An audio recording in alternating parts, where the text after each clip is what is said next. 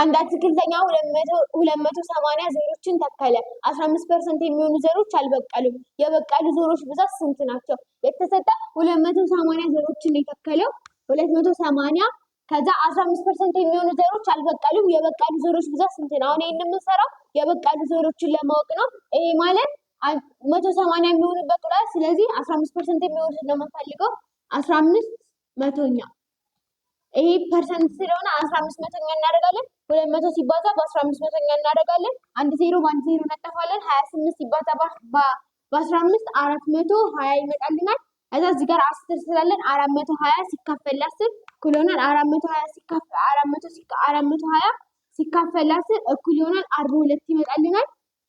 ከዛ 42 ደግሞ ያልበቀሉ ዘሮች ነው 42። እዚህ ጋር ደግሞ የተጠየቅነው የበቀሉ ዘሮች ብዛት ስለሆነ 280 ሲቀነስ 42 እናደርጋለን። ከዛ ዜሮ ስለማችል ከ10 2 8 እዚች ስላበደረች ከ7 4 3 ከዛ 2 ደግሞ እዚህ ጋር ተወላል። ስለዚህ መቶ የበቀሉ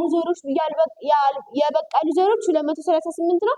ያልበቀሉት ደግሞ 42 ነው ማለት ነው።